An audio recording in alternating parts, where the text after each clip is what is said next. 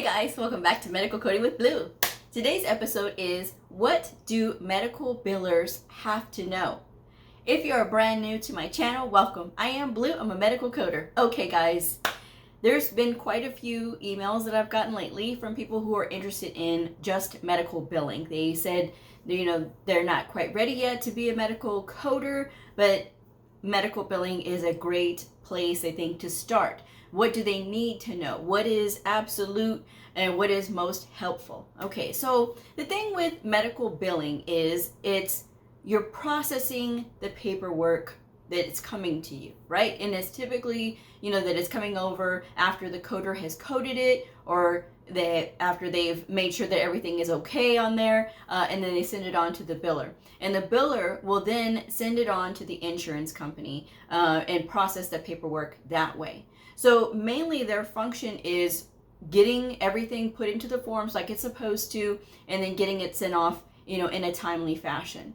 The thing with medical billing is, what are some of the things that they do need to know? Well, of course, obviously, math comes into play.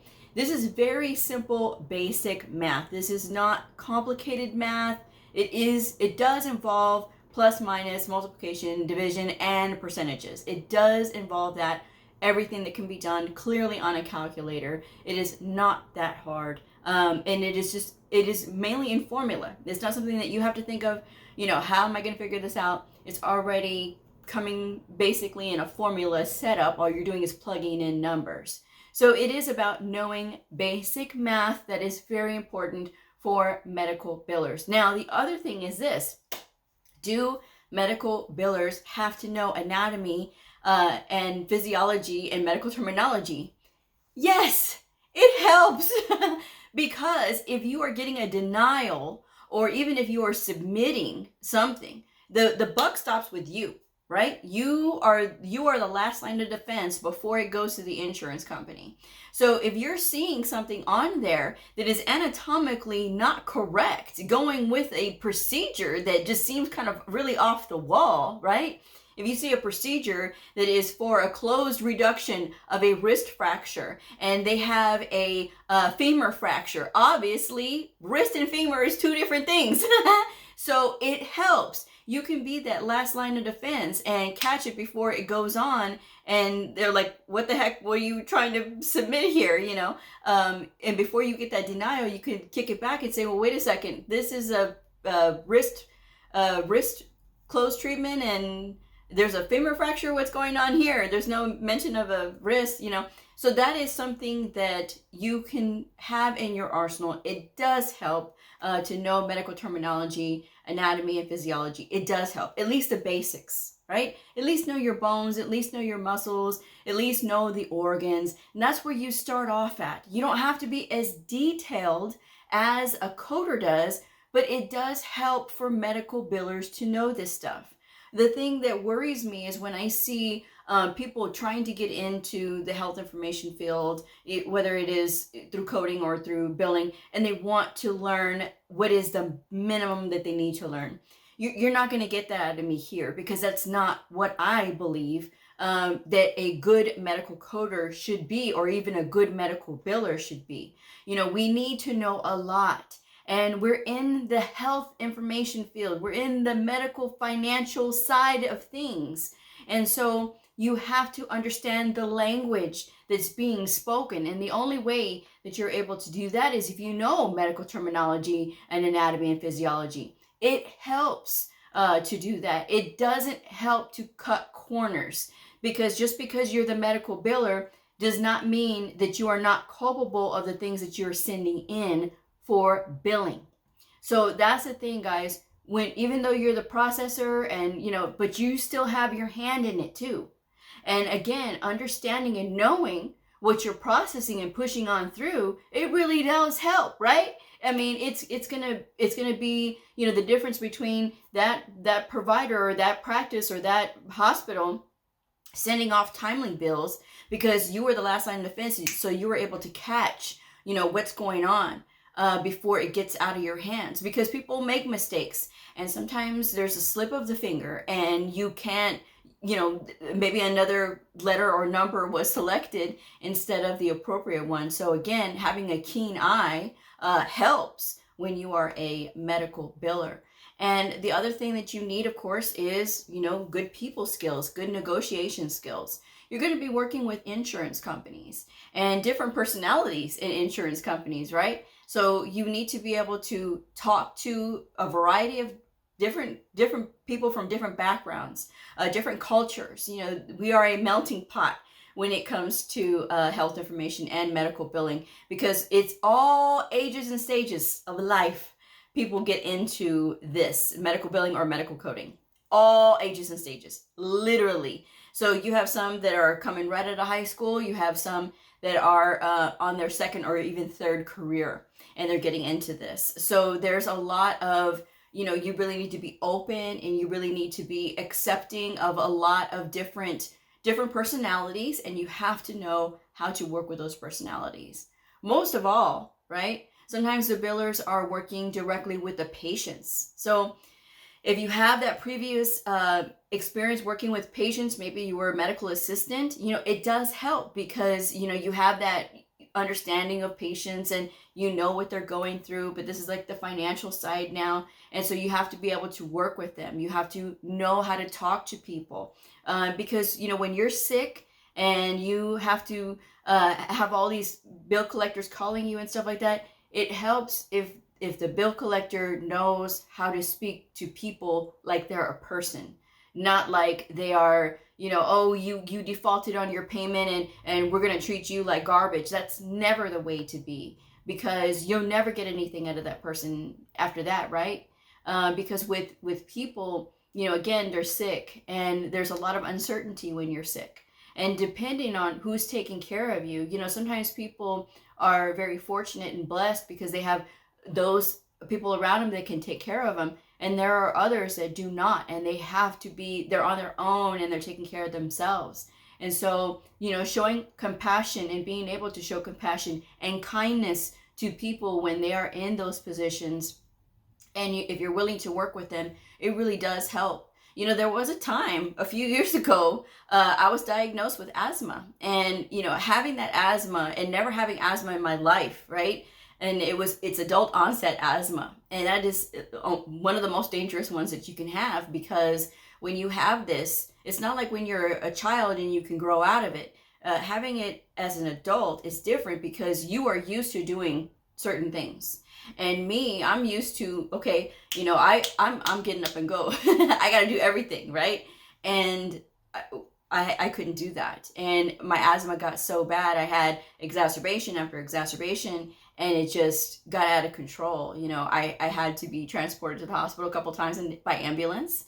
And yeah, it wasn't a good time. And so I had to work with the medical billers, and I had some really good medical billers that were like, okay, Ms. Garcia, we see that you've paid this co-payment. Let me go ahead and calculate this here. And so they would do that, and they go, okay, well, this is your balance. What can you pay us right now? We see that you are paying on quite a few different bills. What is a minimum that you can pay? And I'm like, okay, well, and I was able to work it out with them that way. And so they were very thoughtful. They were very kind. And they said, as long as you can pay whatever you can, but as long as you keep in contact with us, that is what we need to know. That is how we know that you're going to pay us off, right? And it's a balancing act. The facility and the doctors, they still need to make their money, but I still need to pay my bill, and I don't want it to go to credit collections, right?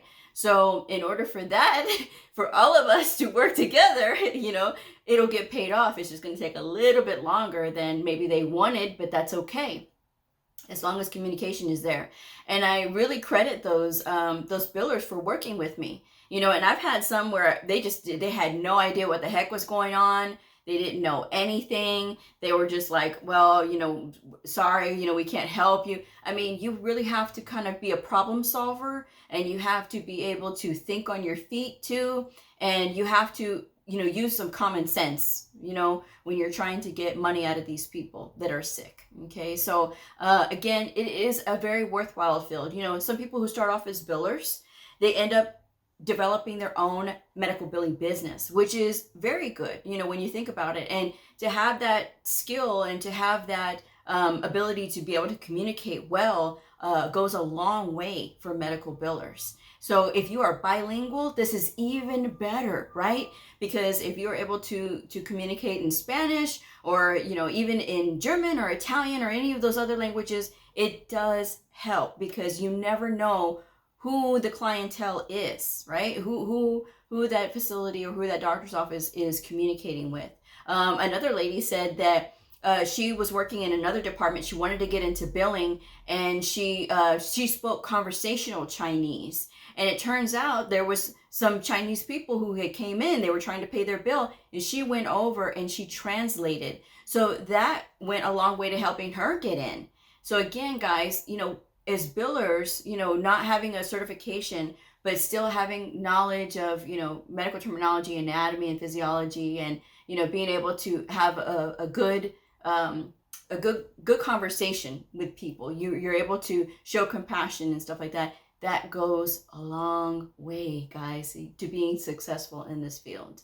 And again, basic math. It's not hard. Don't panic. It's not complicated. It's really not. So again, just another avenue to getting started in medical coding. And even if you want to go with medical billing, because, again, you might be intimidated. You may feel intimidated, like, I don't know if I can do the coding part yet. But at least you understand, right? You know what these codes are. I've heard from many billers who don't know a thing about codes, and they don't know a thing about, diagnosis and procedures and modifiers. And I think that that's wrong, and I think it's sad, because how are you processing paperwork efficiently if you don't know what you're speaking, right? Because medical coding is its own language. I can look at codes and get a general idea, because I may not know a specific code, what a specific code is, but I know what a range of that code is. I know what that range covers, and I kind of have a general idea. Was it done bilaterally? Was it done, left side, right side? I can figure that out, but I'm a coder. Okay, so again, with billers, there's a little bit of less pressure when it comes to the coding side, but your pressure increases because, now you're dealing with money and you're dealing with people. Whereas coders, they don't deal with people. The people that they deal with are the providers and maybe some of the ancillary staff. But that is the difference between the two. And that's just some of the things that you need to know as a biller. Just because they say, oh, this is the minimum, it doesn't mean that you can't go above and beyond and learn more. It's more beneficial for you to learn more, and even visit the websites of the insurance companies that your facility accepts, right? So if you have commercial insurance, or if you're dealing with Medicare and Medicaid and things like that, go to CMS, right? CMS.gov. That has the Medicare Learning Network on it. And it is literally free. All of these different slide decks and booklets and pamphlets that you can download for free, and you can take the time to read them, get more involved, and learn about the processes and what these insurances cap out at and what they expect and things like that. Again, it's going to go a long way to making you very valuable as a medical biller. So if that is your path and you want to go on that, by all means, we need great billers because billers and medical coders are cousins. Sometimes they are the same person, but for the most part, we are cousins, and the family that joins us is the codes. So again, it's always a good thing. You don't have to be certified to be a medical biller. That's another good thing. Well, Blue, how do I know, what I'm doing? Typically, they'll train you on the job, typically. Now, sometimes, they have like their own little, training program and stuff like that when you get there, because different places have different processes. Okay, so there's that. So you want to make sure that you are looking into that. But don't spend extra money getting a certification that you don't need. Yes, there's a billing credential out there. There's quite a few out there, but it doesn't mean that you need them. and you can be successful without it. Okay, and again, all the things that you're learning with a billing certification, you can learn on your own. Okay, so again, guys, if you take a look at these job listings for medical billers, you'll see that they're not asking for a billing certification. They may ask for a coding certification, but a lot of times they don't even ask for that, which again, I think is scary, because how can you have people process paperwork and they don't know what they're processing, right? So again, getting a general idea, general overview about what coding is goes a long way. Also, knowing your modifiers, that's a big thing too for billers, because sometimes things get denied from the insurance company, and it's literally because it's missing a modifier, or it's missing, the quantity or something like that. And, so this way, when you kick it back to the medical coder, okay, well, they said that this is missing. So, will you please review?